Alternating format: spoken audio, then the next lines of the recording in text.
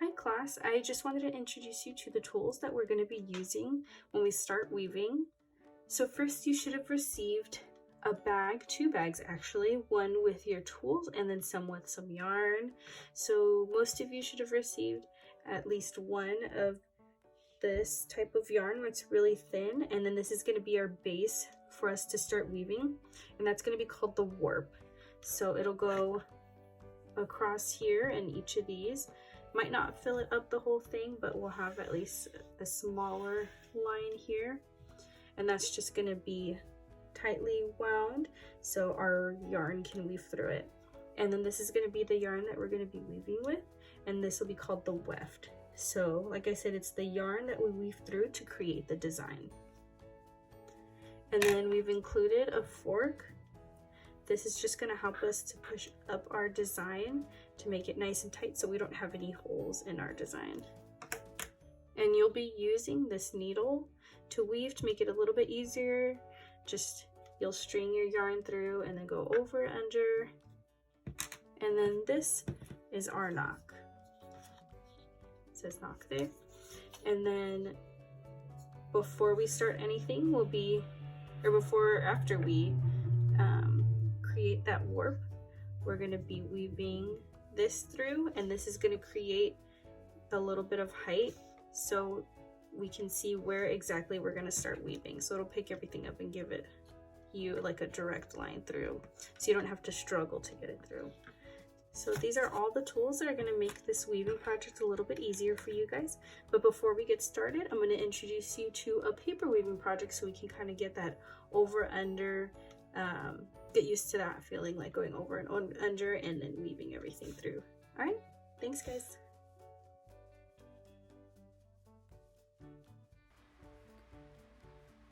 Hi class, for project 1 you're going to need some paper. I chose white paper and some construction paper, but if you don't have construction paper you can just color over the white paper with colored pencil, crayon, marker, whatever you have at home.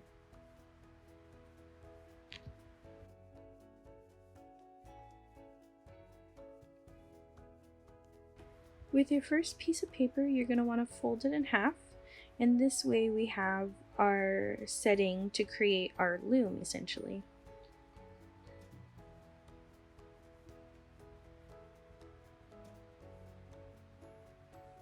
So you're going to need some scissors and you're going to cut on the folded edge. So you're just going to cut lines straight across but not all the way through. So you're going to leave maybe about 1/2 inch at the edge of your paper. And I decided not to cut straight across but to create some kind of fun lines. So I'm doing like a wave and a zigzag, but it's up to you what kind of lines you want to do. If you want to do straight across, that's totally fine too.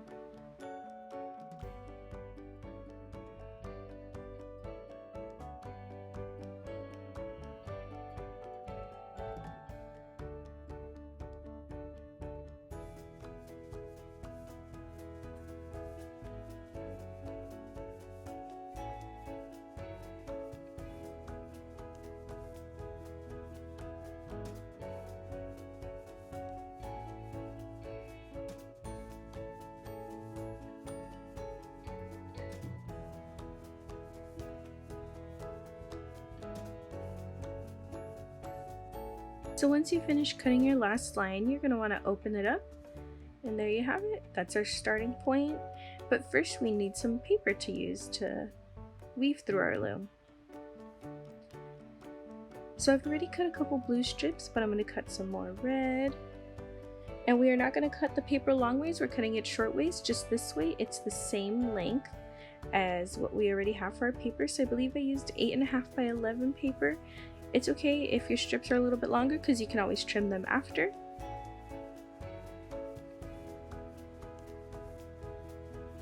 So just make sure you cut enough strips to go all the way through your loom.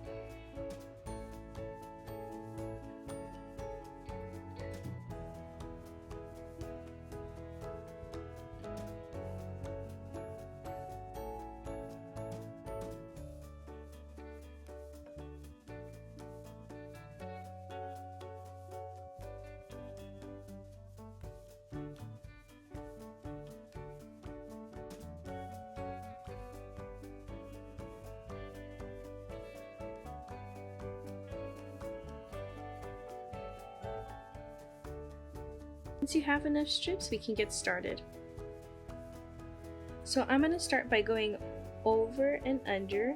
So you go over the first line, then the second one, and you repeat that process all the way through the end. And it's important to note that when you go back for your second row, that you're going to do the opposite of that. So since I started over and under, I'm going to start the second row under and over. So we're going under that first row, over the second. Just this way it creates a really cool pattern. And you're going to repeat that process all the way till the end.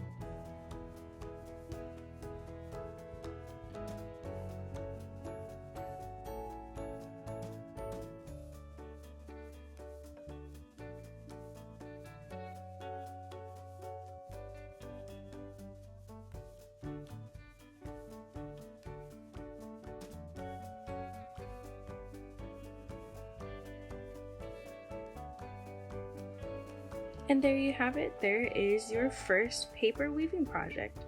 So this is just to get us ready for the actual weaving projects, but it's just a little bit of fun, and hopefully this got you used to using the over and under method and under and over.